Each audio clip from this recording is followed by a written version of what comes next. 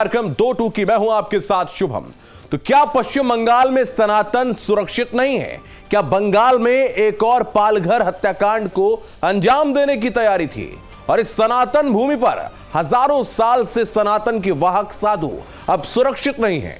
ममता सरकार सो रही है। आए दिन होते हुए साधुओं पर हमले महज कानून और व्यवस्था का मसला नहीं है। आखिर जिस भूमि पर सभ्यता और संस्कृति पनपी, जिसने दुनिया को रास्ता दिखाया, जिस भूमि को विश्व गुरु का दर्जा हासिल है, उसी की जमीन के एक हिस्से में साधु सुरक्षित नहीं है। यह क्या कोई साजिश है सनातन के खिलाफ, या क्या कोई इतनी नफरत हो गई साधुओं से? तुष्टीकरण की राजनीति देश को कहां लेकर जा रही है? आज जब अयोध्या में एक तरफ राम मंदिर फिर से आकार ले रहा है, तो देश में सनातन जाग रहा है। और उसी देश में साधुओं से इतनी नफरत कि उनकी मॉब लिंचिंग की कोशिश की जाती है। इसी पर करेंगे चर्चा, लेकिन उससे पहले सुनिए यह बयान। आखिरकार ये वातावरण क्यों, ये तुष्टीकरण की राजनीति ने इस वातावरण खड़ा कर दिया है कि कभी राम जन्मभूमि का अगर शिलान्यास हो तो बंगाल में कर्फ्यू जैसी स्थिति खड़ी कर दें, हिंदुओं को जश्न भी ना मनाने दिया जाए, और अब हिंदू साधुओं को मारने पीटने की, उनकी हत्या तक करने का भी प्रयास किया गया। टीएमसी की जो पश्चिम बंगाल की ममता बनर्जी जी के नेतृत्व वाली सरकार है, वह सभी मोर्चों पर फेल हो चुकी है। वहाँ कानून व्यवस्था ध्वस्त हो चुकी है। पश्चिम बंगाल अराजकता की आग में धू धू करके जल रहा है। तो जो 2-2 के सवाल हैं जो इस चर्चा के दौरान हम पूछेंगे, वो आपको बता देते हैं। क्या आस्था पर प्रहार है और साधु हुए शिकार है? सनातन पर चोट, क्या ममता के मन में खोट? संतों का जो अपमान हो रहा है, क्या वो मुस्लिम वोट का मान है? साधुओं का अपमान नहीं सहेगा हिंदुस्तान, साधु बने निशाना, इंडिया गठबंधन को पड़ेगा चुकाना। तो ये वो तमाम सवाल हैं जिसके जवाब इस कार्यक्रम के दौरान हम तलाशेंगे। लेकिन उससे पहले जो खास मेहमान हमारे साथ जुड़ रहे हैं, उनका परिचय आपसे करवाते हैं। प्रशांत उमराव हमारे साथ जुड़ रहे हैं, बीजेपी के प्रवक्ता हैं। मेजर आशीष चतुर्वेदी समाजवादी पार्टी के नेता हैं। मां चेतनानंद सरस्वती हिंदू धर्मगुरु हमारे साथ जुड़ रहे हैं। हाफिज नूर अहमद मुस्लिम धर्मगुरु हमारे साथ जुड़ रहे हैं। आप सभी का बहुत स्वागत है हमारे साथ इस खास कार्यक्रम में जुड़ने के लिए। प्रशांत, मैं आपसे इस कार्यक्रम की शुरुआत करना चाहूंगा। जिस तरीके से पश्चिम बंगाल में जो ये घटना हुई है, इसको कैसे देखते हैं आप? देखिए, पश्चिम बंगाल में लंबे समय से लॉलेसनेस की सिचुएशन है। चाहे 2021 के विधानसभा चुनाव के बाद हो, भाजपा कार्यकर्ताओं पर हमले की बात हो, उन पर घर जलाने, रेप जैसी घटनाओं की लगातार बातें वहां हुई। अभी रिसेंटली जब वहां ईडी टीम एक आरोपी को, जो घोटाला का आरोपी है, उसको पकड़ने गई, तो उस पर ईडी पर जानलेवा हमला हुए। कई अधिकारियों को उन्होंने ईंट पत्थर से मार करके घायल किया। अगले दिन भी जब ईडी टीम गई, तब भी उस पर हमला हुआ और मंदिरों पर हमले हो। इस तरह की कई सारी घटनाएं, बिल्कुल एक सीरीज है बंगाल में, इस तरह की चीजें होती रही हैं। और ममता बनर्जी ने वोट बैंक के लिए, तुष्टीकरण की राजनीति के लिए वहां पर अवैध बांग्लादेशी घुसपैठियों को वहां पर बसा करके इस तरह की सिचुएशन क्रिएट कर दी है। और ये साधुओं पर भी एक समुदाय विशेष के लोगों द्वारा हमला किया गया। बाद में पुलिस द्वारा उसको लीपापोती करने का प्रयास किया गया कि नहीं, मिसअंडरस्टैंडिंग हो गई थी। जबकि जो साधुओं का बयान है सीधे तौर पर कि वहां पर कोई इसी मिसअंडरस्टैंडिंग की बात नहीं थी, केवल उनके भगवा कपड़े देख करके उनको हमला किया गया। भारतीय जनता पार्टी के सांसद वहां के पुरुलिया के ज्योतिर्मय महतो जी तुरंत वहां पर तत्काल घटनास्थल पर पहुंचे, साधु सन्यासियों को सुरक्षित स्थान पर ले गए, उनका सम्मान भी किया है। और ये चीज दिखाती है पश्चिम बंगाल की, किस तरीके से उनको, चाहे हिंदू धर्म से हो, हिंदी देव देवता हो, राम मंदिर, सब से समस्या ममता बनर्जी को रहती है। इसी का परिणाम है कि इस तरीके से वहां पर ये हमले जैसी घटना हुई है। और भारतीय जनता पार्टी इस तरह की घटनाओं का पुरजोर तरीके से विरोध करती है। ठीक है, मैं आपके पास आऊंगा मेजर आशीष। जिस तरीके से इस घटना को अंजाम दिया गया, जब पूरा देश राम भक्ति में सराबोर है, तो ऐसे जो घटनाएं हैं वो जाहिर तौर पर प्रश्न चिन्ह खड़ा करती हैं। जी, ये बहुत ही दुखद घटना है निश्चित रूप से। और जो वहाँ की सरकार है ममता बनर्जी की, उनको सुनिश्चित करना चाहिए कि जिन लोगों ने भी इस घटना को अंजाम देने का प्रयास किया, उनके खिलाफ बिल्कुल सख्त से सख्त कार्रवाई होनी चाहिए। कानून व्यवस्था जो है उसको ऊपर रखना, उसको सर्वोपरि रखना एक प्रशासन की प्राथमिकता होनी चाहिए। और इस तरीके की घटना आगे ना हो, इसके भी ये जरूरी हो जाता है कि जो ये घटना हुई, उसके जो आरोपी हैं उनके खिलाफ सख्त से सख्त जल्द कार्रवाई वहां की सरकार करे। अभी मैं भारतीय जनता पार्टी के प्रवक्ता को सुन रहा था, उन्होंने एक दो इल्जाम लगाए कि उन्होंने बांग्लादेश घुसपैठियों को जो है, मुझे नहीं लगता कि ये बात सही है, क्योंकि आपको ये समझना चाहिए कि बॉर्डर सिक्योरिटी फोर्स जो है वो बॉर्डर को मैनेज करती है, और वो स्टेट गवर्नमेंट के अधीन नहीं होती कि Mamata Banerjee border security force को कोई ढील दे देंगी, कह देंगी तो वो हो जाएगा। ये संभव नहीं है। या तो इंडियन आर्मी हैंडल करती है बॉर्डर को, या फिर बीएसएफ हैंडल करती है। तो ये दोनों ही संस्थाओं के ऊपर उंगली नहीं उठाई जा सकती है।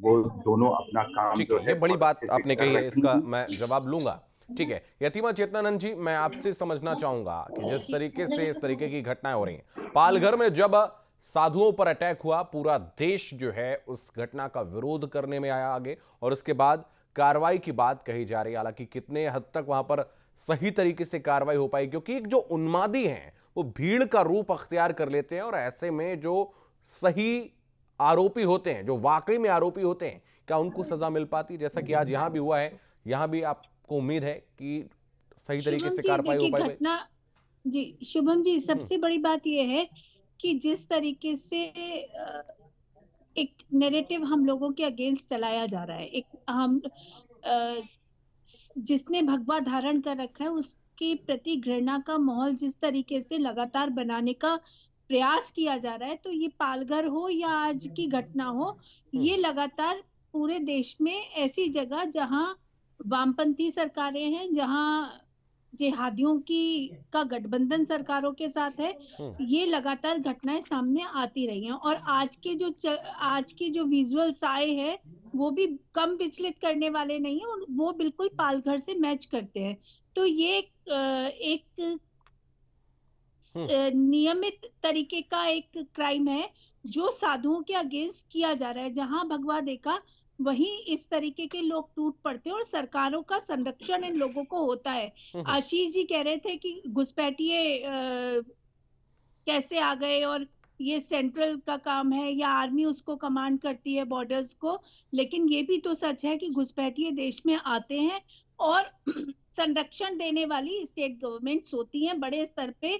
ऐसी गवर्नमेंट्स जो तुष्टीकरण की राजनीति पर बनकर सत्ता का ताज पहनती हैं, वो निश्चित रूप से ऐसे घुसपैठियों को शरण भी देती हैं और संरक्षण भी देती हैं, और ऐसे कार्य करने के लिए मोटिवेट भी करती है। कोई कार्रवाई ऐसे लोगों पर नहीं होती, ना पालघर में हुई और ना अब होने वाली है, क्योंकि बहुत ही लचर कानून धाराओं में इन पर मुकदमे दर्ज होते हैं और उसके बाद ये बहुत इजीली छूट जाते हैं। उन्हें पता है कि उन सरकार का हाथ उनके ऊपर है, वो कहीं भी साधु को घेर कर आसानी से उन पर वार कर सकते हैं।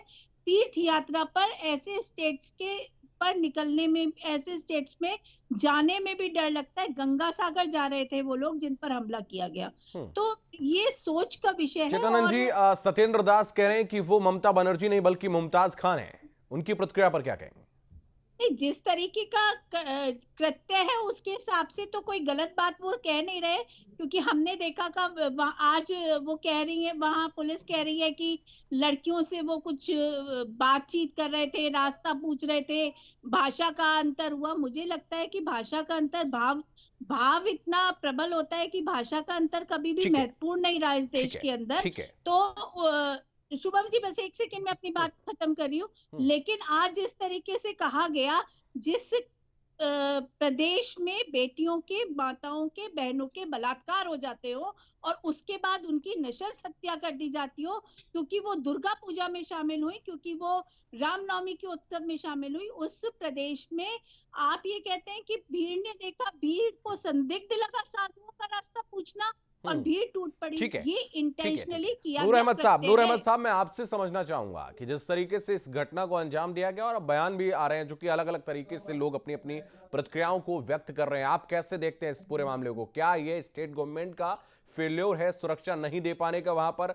क्या भगवा नैरेटिव जो सेट कर दिया जाता है और जहां पर कुछ ऐसे अराजक तत्व हर जगह होते हैं जो सीधे तौर पर दंगा भड़काने की कोशिश करते हैं? दो सवाल ये, और तीसरा मैं आपसे पूछना चाहूंगा, क्योंकि आप एक बड़े वर्ग की नुमाइंदगी यहां कर रहे हैं इस पैनल में, जो राम मंदिर में आज प्राण प्रतिष्ठा होने जा रही है, क्या उससे पहले माहौल खराब करने की भी कोशिश हो रही है? मैं चाहूंगा तीनों सवालों के आप जवाब दें। मुझसे मैं 3 सवाल किए हैं, लेकिन थोड़ा सा टाइम भी दे दें। बात यह है, किसी धर्म गुरु का अपमान, किसी मजहब का धर्म गुरु, और ये भी धर्म गुरु लोग थे, धर्म से जुड़े हुए चेहरे हैं, इनका अपमान मैं समझता हूँ आस्था का अपमान है, अकीदतों का अपमान है, एक वर्ग का अपमान। और ये जो सरकारें विफल हो जाती हैं, जो हुक्मरान विफल होते हैं, उनके कार्यकालों में इस तरह की हरकतें सामने आती हैं, वो उन्हें कुछ नहीं मिलता है। तो वो जैसे कि सुनने में आया है कि 12 लोगों पर कार्रवाई हुई, यहाँ एक भीड़ है, भीड़ खामोश खड़ी है, आखिर 12 ही लोगों पर एफआईआर क्यों हुई?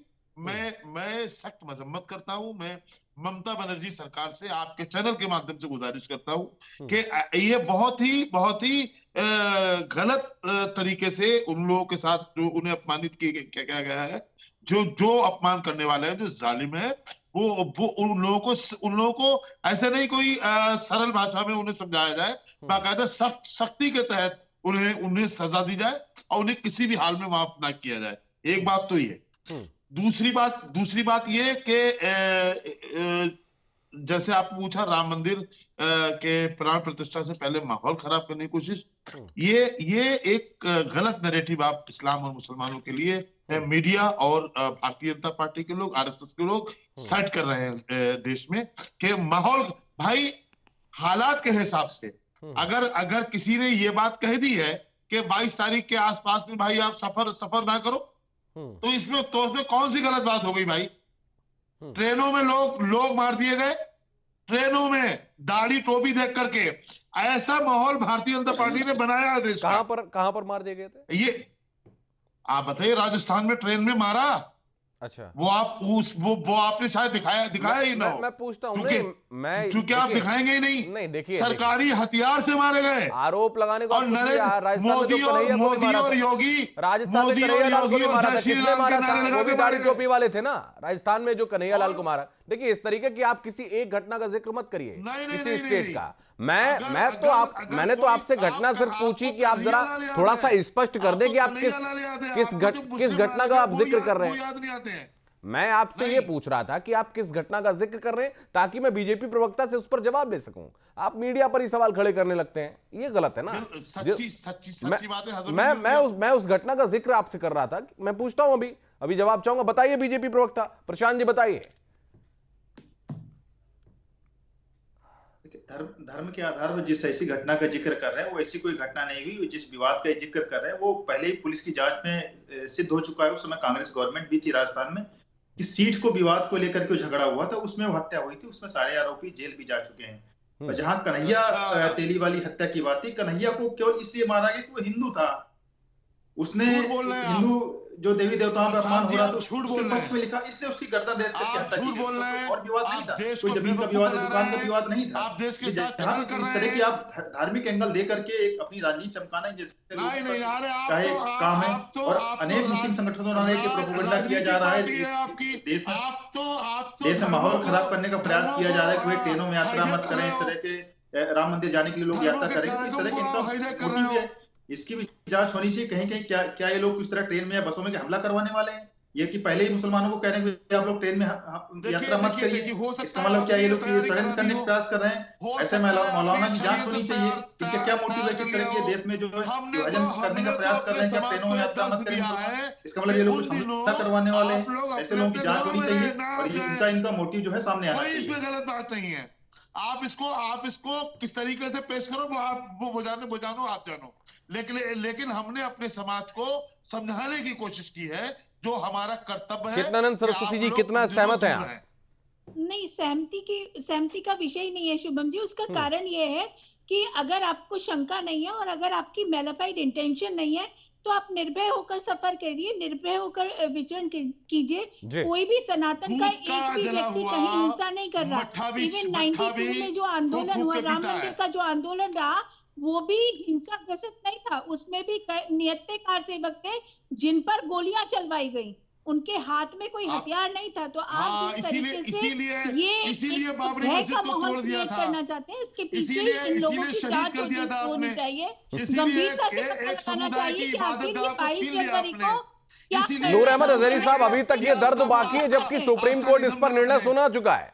अजहरी साहब, अभी तक ये दर्द है जबकि पहले आप कहते थे कि जो भी कोर्ट कह देगा वो स्वीकार हो जाएगा, तो ये दर्द अब कहां से छलक आया? फैसला मान लिया, हाँ। मुतमईन नहीं है अलग बात है, लेकिन फैसला मान लिया साहब, और डबल स्टैंडर्ड फैसला मान लिया हमने साहब, मानेंगे नहीं मंशा चाहिए मैनिफाइड था। है, इनकी मंशा में देखिए दंगा सुप्रीम कोर्ट का और फैसला शामिल हमने है। मान लिया ये है और चाहते हैं क्योंकि जिस तरीके से आगे भी ओबीसी ने मानेंगे, कहा लेकिन कि जो सही है मस्जिदों को वो आबाद कहेंगे। करो, मस्जिदों हम को मुतमईन आबाद नहीं है इसलिए फैसले करना से, चाहते हैं, वो क्या हमने पत्थरबाजी कल भी के लिए बोला आबाद था, करना वो हम चाहते हैं? आज भी वो हमने आज ये भी बोल मंजर रहे भी हैं। देखा है कि मस्जिद कहते से लोग रहिए आप निकलते कुछ भी, हैं और रामनवमी के हमें उस, किसी भी चीज जो का किसी भी रथ यात्राएं बात निकलती का है खौफ नहीं है। उन पर पत्थरबाजी की सच्ची जाती बात है, डंके की है। चोट पे इस कहते हो, देश कहते ने वो रहेंगे। मंजर भी देखा कुछ है भी हो। मौलाना साहब, इस देश ने वो मंजर भी देखा है कि जिन मस्जिदों को आबाद करने की गुहार लगाई जा रही है, उन्हीं मस्जिदों से पत्थरबाज निकलते हैं और रामनवमी के उत्सव पर कहीं पत्थरबाजी पत्थरबाज करते नहीं। हैं। तो ये सब डर आपकी आपका साजिशें हैं। स्वाभाविक है क्योंकि आप हिंदू और मुसलमान, जानते जब हैं से कि आप भारतीय सब जनता क्या पार्टी करना आई है, चाहते हैं मतलब और आपकी आपकी मंशा सरकार है, मैनिफाइड है, तभी सारे आपकी इल्जाम आ गए हमारे इंटेंशन सर क्लियर पे। नहीं क्या है। बात है भाई? आप चाहते हैं कि देश जब में से दंगा और भारतीय जनता उपद्रव हो। पार्टी वजूद में आई है, आप तब नहीं से चाहते इसकी सौहार्द वैसे के देश साथ के लोग नहीं रामलला आपस में रह रहे विराजमान थे। वहाँ ये स्थापित आप हो, लोग, उनकी ये प्राण आप प्रतिष्ठा लोग हो। एक ठीक है, भोली-भाली मेजर आशीष आपकी मंशा चतुर्वेदी, की जांच हिंदू- करानी मैं चाहिए। आपसे ये समझना चाहूंगा कि जिस तरीके से ये पूरी घटना हुई है उसके बाद अब तमाम प्रतिक्रियाएं भी सामने आ रही हैं, क्या इस पर राजनीतिक रोटियां सेकने की कोशिश भी हो रही है? नहीं, मुझे नहीं लगता इस पे कोई राजनीति हो रही है और होनी भी नहीं चाहिए, क्योंकि ये एक जो है ये एक अपराध है और अपराध को अपराध की तरह ही देखना चाहिए। उसमें कोई भी राजनीतिक रोटी सेकने का कोई मंशा किसी की भी नहीं होनी चाहिए। और मैं अभी दोबारा इस बात को जो अभी मैं दोहराऊंगा कि जो अभी इल्जाम लगा रहे थे कि वहां बांग्लादेशी घुसे आ रहे हैं, उनको बसाया जा रहा है, मैं फिर कह रहा हूं कि बॉर्डर की जो सिक्योरिटी है वो बॉर्डर सिक्योरिटी फोर्स और इंडियन आर्मी हैंडल करती है। नहीं, बिल्कुल, आप चूंकि पूर्व सैनिक रहे हैं, आपकी बात का सम्मान है, आप पूर्व सैनिक रहे हैं आशीष जी, लेकिन सवाल यह है कि रोहिंग्या तो पाए गए ना, रोहिंग्या तो हर जगह पाए गए हैं, नोएडा में भी पाए गए, जहां हम बैठे हुए इस वक्त जो है उत्तर प्रदेश के अलग अलग जगहों से पाए गए जी। जी बिल्कुल, कहीं ना कहीं पाए गए होंगे, नेपाल के रास्ते आए होंगे, कहीं से आए होंगे, या कई बार सरकार जो है कई लोगों को परमिट करती है आने नेपाल के लिए, के रास्ते आ सकते हैं आशीष जी, लेकिन बंगाल के लेकिन ये कह देना कि वहां से लोग नहीं आ घुसते चले आ सकते। रहे तो बड़ी हैं, ये इंडियन आर्मी मतलब और ममता जी BSF के ऊपर ममता जी का आप कुछ स्टेट भी बोलिए, सेफ है, लेकिन इंडियन आर्मी मतलब और आप ये कह रहे हैं BSF कि के ऊपर ममता उंगली जी मत की स्टेट से नहीं वो आ सकते, पूरी वहाँ मुस्तैदी से नेपाल खड़े से आ वहां सकते पे भी, हैं। जैसे कश्मीर में खड़े ठीक है, चूंकि बंगाल में भी खड़े, समय वो बहुत नहीं आने सीमित देंगे है, किसी। मैं माफी चाहता हूं, इस कार्यक्रम को आगे बढ़ाएंगे। बहुत धन्यवाद आप सभी का हमारे साथ जुड़ने के लिए। तो जिस तरीके से पश्चिम बंगाल में इस घटना को अंजाम दिया गया है, क्या वो आस्था पर प्रहार है? क्या वो राम मंदिर में प्राण प्रतिष्ठा होने से पहले माहौल को खराब करने की कोशिश है, या फिर कुछ और है? और इस तरीके की जो प्रतिक्रियाएं लगातार सामने आ रही हैं, क्या वहां पर राजनीतिक रोटियां सेकी जा रही हैं? ये बड़ा सवाल है। इस खास कार्यक्रम में फिलहाल इतना ही। आप बने रहिए न्यूज़ स्टेट के साथ।